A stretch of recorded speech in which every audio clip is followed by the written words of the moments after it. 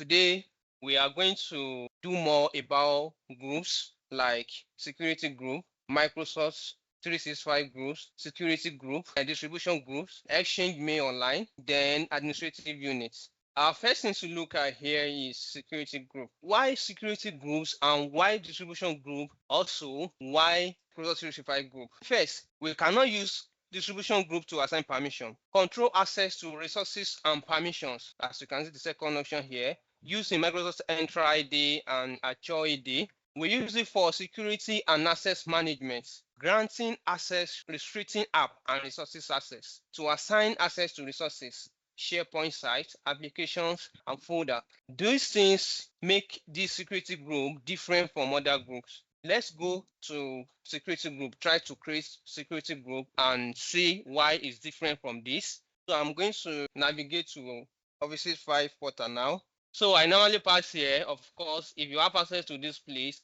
instead of going through office.com to the portal, if you log into this site, you can pass through here. Of course, you can click on admin center here. If you click on admin center here, you'll be landed here on this portal here. Last week we discussed about users, active users, we created users, though we are yet to create anything about guest users, in which we are going to talk about. Then we discussed about group as well. We not talk about policy, so we are going to talk about policy in different portal.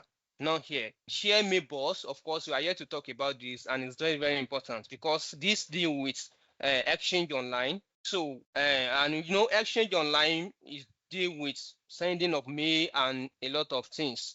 And you know, in every organization at the moment, the most engagement in many organizations is mail communication. That's why Exchange Online is very, very important. How to manage it, how to give permission, lots more. We are going to admin center here. So if you click on this admin center, just scroll down here.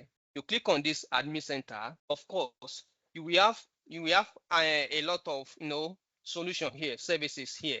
Of course, we have Exchange, we have iTunes, we have Microsoft 365 app, and lots more.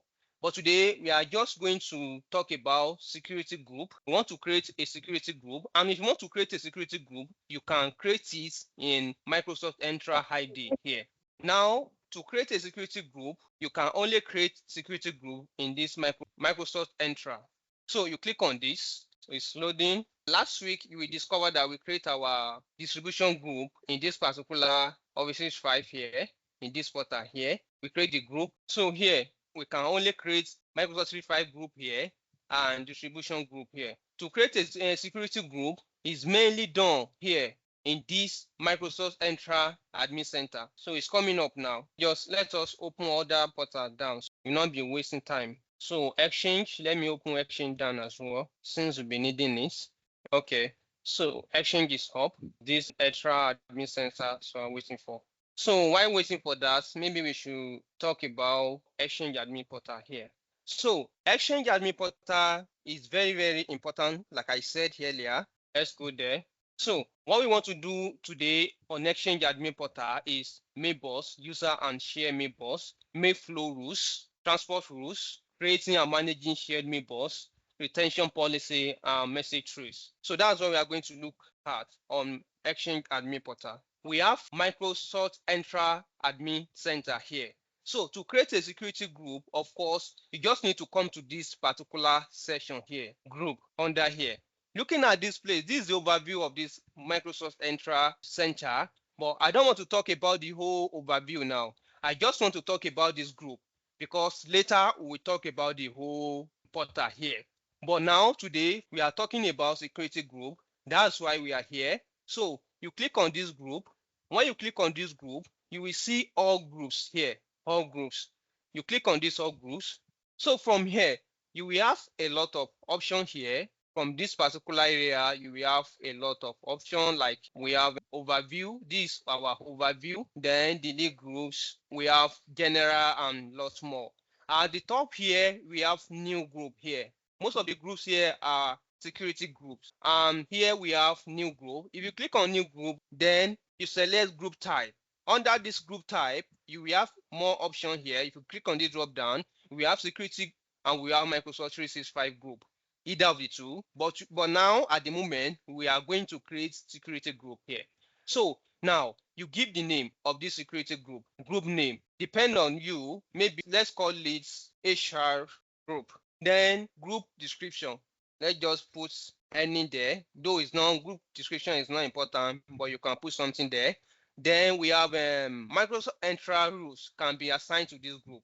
We have, you can say either yes or no, but mostly we always put yes because of the security purpose. If you want to have more authority by yourself, of course you click on this no, and you'll be able to select other option here. Other option we have here is, we have 3 options here. We have assign. If you click on this yes, of course if you only restricted to default settings by Microsoft. If you want to change it to your own taste, of course you click on, you either use dynamic user or you use dynamic device. If you are talking about, if you want this group to affect only users, you click on the dynamic users. If you want it to affect other device, you click on this dynamic device. So, and also I want you to understand that this security group is mainly used in access control. So now let's assume that we change this one, we change it to assign. Let's assume we change it to assign. Of course we'll be able to create it. As you can see now, we are able to create it because we let Microsoft to decide for us to use default settings. So now let's just look at the one we just created. So this is the one we just created now. We click on it. So as you can see at the bottom side here, group membership, we are yet to assign anything like that here. We only have one group owner here, which is Mr. Olabanji. Then here, group member, you can assign group member here. Then from here, of course, you can click on this add member here. Then you'll be able to select. But I don't want to select anyone now, so the rules won't affect the operation of anybody. Let's assume that we have, that's why I asked you guys to create users, so we can use those users for this kind of purpose, because we can't just select anyone now, so the rules won't be affecting the person we select. So let's assume that we want this group, we want the member of this group, maybe we want them to have some specific permission. Of course we are going there as well. This is the group, HR group. You can make this group to be as part of the member as well. So we can select any group here. So anybody in this HR group, the permission we are assigning will affect this HR group, the people in this HR group. Then let's assume we select, group member has been selected here. So now the group are members successfully added here, which is HR group that we. So as you can see, you can view the all member here. So here we view all member, the one we just assigned is here to sync. That's why we are here to see it. But if we refresh, of course we are going to see the group here. So this is the group we have here. So now let's assume we have 5 users inside this group. Anything we apply to this group, we affect everyone in that group. So that's how security group work. The next thing here now is distribution group. So this distribution group, we talked about it last week. So why this distribution group is very, very important is that email distribution only is mainly used for exchange online, as you can see here, to send mail to lists of people at once, like many lists. For example, now let's assume that you want to have a meeting, maybe in your organization. So they send a general mail to everyone. Everyone will see the mail. That kind of group mail were created using distribution group mail, because all the people in the organization will be able to see the mail at once. But in terms of security group, it can only be done for a selected group of people, not everybody in the organization. So that's the main difference. Then now, as you can see here, when an email is sent to everyone in the group, that is everyone in the group, when you want to send mail to everybody in the organization to see it, then here we have no collaboration tools. That is, it doesn't create any environment for SharePoint, Teams, and Planner. It's only for that purpose. Can be used for security access control. Of course, like I said, only security group can be used for this purpose. Security group can be used for this purpose, and partly Microsoft group 365 group can also be used to some extent. Last week maybe some people are not here, so we can just go to distribution group and try to create something, like to create a group using distribution group. So to do that, we can do this in Office 365 portal. You can just come here, this portal. To do that, this is the distribution list group here. You can create it here, then you click on this, add the distribution list group. Why some people might not see this, the distribution of this group is because of permission. When you don't have permission, when your permission is limited, you might not be able to see this distribution list in your own portal here. So you click on this one, add the distribution list. Of course, we have done that last week. Then you add the group name. Let's say we want the group to be Office 365, maybe day 2. Let's just leave it like this, day 2. Then you can put description or you can choose not to. Then you click next here. Then you add any group member, anyone you want to put. Then let's assume that I want to put Mr. Samuel here as a group owner. Then we add. Then next, we click on next at the bottom here. Then here, add members. So you can add any member here. Maybe let's just info as cyberface technology here. Let's just put this one as a member. You can select as many as possible member you can put, depend on you. Then you just click add. Then you click on next here. Then here you group the group name. Let the group name be day20365 day2. Then you select the domain here. If you want people outside the organization to be able to communicate with this mail, through this group mail, you click on this. But if you want it to be limited to people, internal users, of course, you check this one. Then you click on next. Then from here, you can save. Then that's how to create a distribution list group. The next thing now to do, then Microsoft 365 group. This one is mainly used for collaboration across Microsoft 365, Office 365. Using Exchange plus Teams, SharePoint, Planner. We are still going to talk about Teams, SharePoint, and all this. But the major thing now is Exchange, in which we are going to talk about today. Then to provide a shared workspace for team collaboration, share Mailbox and calendar, SharePoint site. So everything related to calendar, meeting, this kind of meeting that we are having now, this Office 365 is the main group services that we can use. So if you want to do something want to talk about SharePoint, if you want to talk about Outlook, if you want to talk about OneDrive, of course, this particular group distribution is very, very okay for that. So now let's just go back and demonstrate how to create Office 365 group. Then we go back to our Microsoft Central ID here. You see click on new group. When you click on new group, of course, we have two options to select here. We have security group and we have Microsoft 365 group here. Then you click on this. Then here, of course, group name. Let's just put the 3065. Then group email address. This is going to be like this. The thing is, you can't change the domain here, as you can see. You can't change the domain here. So only thing you can do is to add the group name, which is this particular one. Reason being that this main group is for internal collaboration. So that's why you can't change this domain here. Of course, group description, you can put anything, maybe put any gibberish here. Then here, Microsoft Entra role can be assigned to this group. If you want, you click on this. If you want, then you can see also do something like that. If you want more permission, you can add more rules to more users. I don't want to add any user now because it will definitely affect the user we had. Let's just use assign one. Then you select a group user here. Then you can select anybody. As you can see, the difference between these is that previous one, of course, we only have applied that one to a group, which is a security group, but this one is totally different from that one. So now we can make anybody as a group owner here. Let me just click on this. Then you click on select here. Of course, member here. So member, you can select your member, the person that you want it to be. So like I said, the difference between that one is that security group that we just created is that you can apply that one to a group of people, to a selected group of people. That is, anybody in that group will be affected. Any rule you apply to that group will be affected. But in this particular one, security group, of course, you can have you can select users. You can click user here. You can select user as much as possible, depend on the type of user you want it to be in that group. But in that particular one, security group, of course, you can only assign that to a group of people. So that's the difference. So let me just put this particular person and then click. Then we create. So as you can see now, it's already being created here. So we can search for it as well, the city of forever. Okay, this is the group. As you can see, this is the name. Then you can make some changes here as well. As you can see, owners, we have 2 group owner here.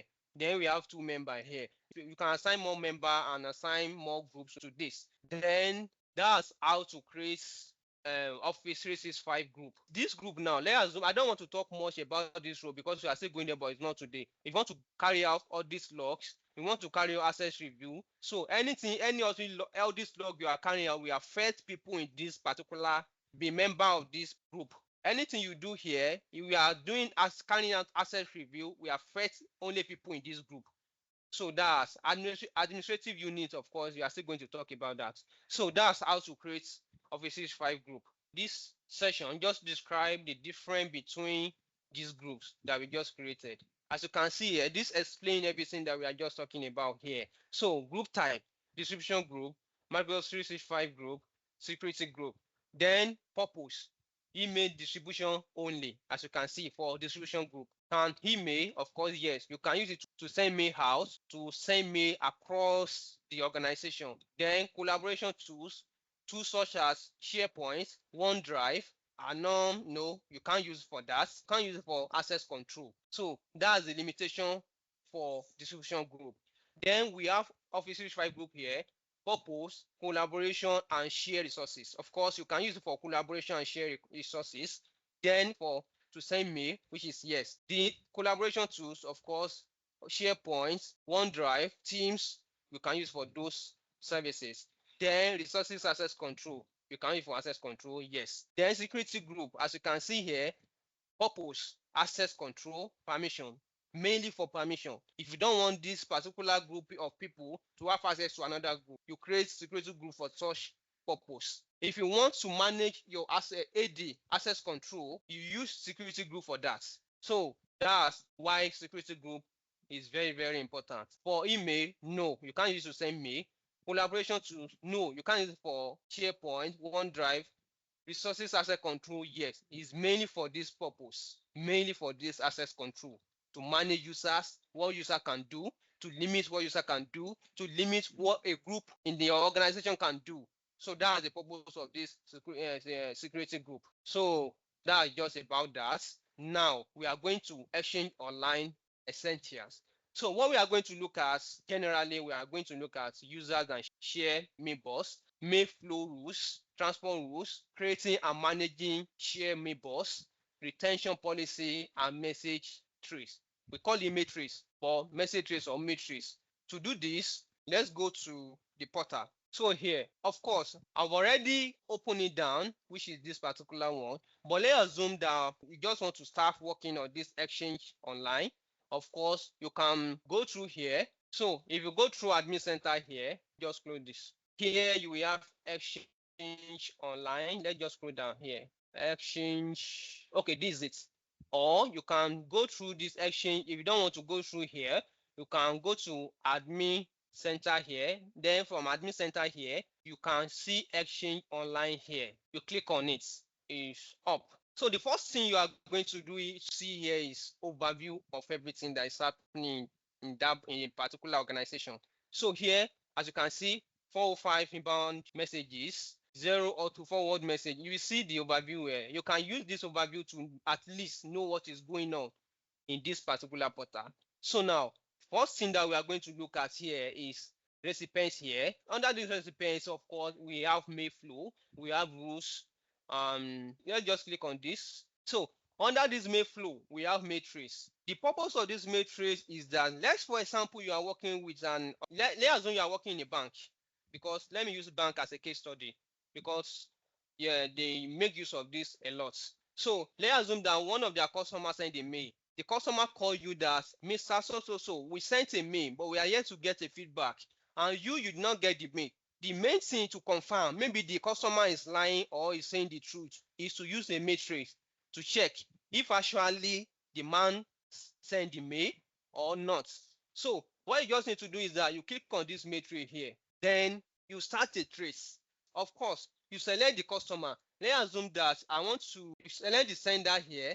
Okay, let's assume that the sender here is this particular person. Let the sender be this, and let this recipient be this. Let me just search for someone here. Then here, you select the time, but it's not necessary. This one doesn't matter. Then you select the date, that is maybe the day that the person sent the mail, or you can just make it a little bit maybe day after. Then you click on this place, you select the date. Let's assume that, let's just click on this particular day, last week Saturday. Then this, the time, you can leave the time, doesn't matter. Then here, end date, let it be today's date.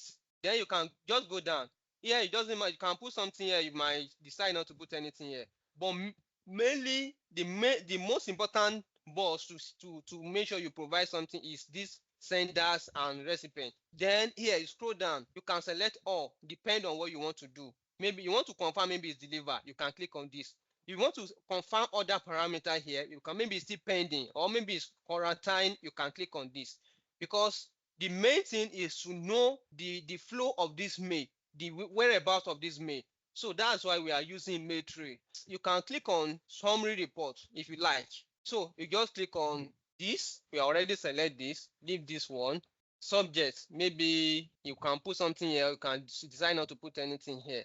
Then you click on search. It's like we are here to select something here. Reports. This place is want not to contain, starts with maybe mail or whatever. Then you can click on generate summary reports. You click on save, enhance summary reports. You click on this.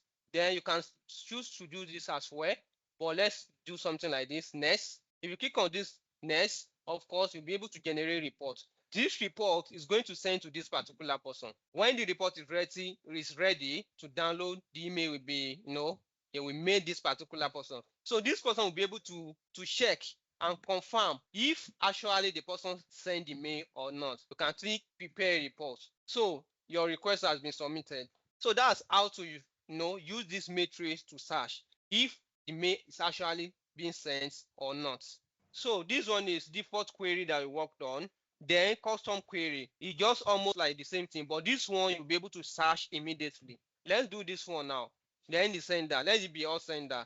Let's just leave it that one, or you put, let me just put mail here so we can get a result. Then you select a date, just like the way the end date, let it be today. So it's almost the same thing, but I don't want us to generate reports. You want to search direct. If there's anything like that, you might not select this date. You might just leave it like this. If you did not select this, then maybe you use a default date. Of course, we'll be able to search the whole organization here. You can also use an IP, in which I did not mention previous default query we carried out. You can use the IP if you know the IP of that person. If you want to do maybe a thorough searching, you can use this particular one to do that. You can choose everything, all mail or all send. If you want to search the whole organization, you can do this. As you can see here, the try new message trace was on.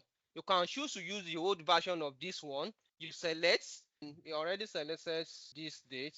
This time is okay. Then you can maybe tomorrow. You can depend on everything you want to search. Then here description, direction, maybe inbound or anyone. You can just all. Then this or anyone, maybe a sender report, or just click on this. So it's going to generate reports for you as well. So that's how to use a matrix to search if there's any mail hanging, or based on the rule you apply, because it's very, very important to set a rule for the incoming and outgoing mails, that is inbound and outbound mail. To set a rule, that is, if a mail does not meet some parameters that you set, it should go to so direction, or go to quarantine. Then from a quarantine, we use matrix to search for it, if actually is there or not. So that's how to use a matrix. We are done with matrix. Then you can also set an alert. You can set an alert if there is any, based on the rules that you created, you can send an alert. Migration, this one is for another day if you have time. So these rows, we have admin rows and we have user rows. Of course, if you click on this place, we have this particular dashboard here. You can add a row group here. Then we have user one. We can explain mitigation policy and many more in this particular place here. If you want to add that, you can click on this add a row. Then you create the row that you want to add. Then the permission, the group that you want to add. Then you give permission and review. Mobile device mailbox policy. Okay, mobile device mail policy. Here is yours. You want to create a policy. You click on this new here. Under this one, you create a mobile device email policy here. What is the name? What do you want to do? Depending on what you want to do. Maybe access again, access. Then you click on this is the default policy. If you want to use Microsoft policy, you click on this. But if you want to do more, something more, allow mobile device that don't fully support this policy to sync, you click on this as well. If you want to do your own, you want to add more policy. Then from here, you can do require a mobile device mailbox to mailbox password. Maybe if they want to access their mailbox, they must put in password. You click on this. Allow mailbox password, you click on allow. Maybe require an alphanumeric password. You click anything you want to do. You only just set a policy. To create a policy for it, maybe you choose this one. Then you can select how many password, include many characters, how many. You click for. You can encrypt it, like request encryption on the device. Then length of the password that you want the person to. Maybe you can put 10 or 16 or anyone. So if this the password then doesn't meet this parameter, it won't be able to access the mailbox. They will not be able to access it. So anything you set here will affect the selected device or endpoint. So that's how to set a policy here. But I don't want to create a finish. Just want to show you how to create the policy. Then this report public folder here. So we might not be able to, maybe next class, we talk about creating and managing share mailbox, retention policy, and message. Okay, we already talked about matrix. We already talked about mailboxes and mail flow. We talked about mail flow, creating and managing mailboxes. I think we are yet to talk about that. So if you want to create a mailboxes, you just come here. You can do that from this portal here. Share mailboxes. You can create it here. If you want to create a share mailboxes, so here you just click on add a share mailbox here. So you click on this place. Then here you name it, maybe share day 2.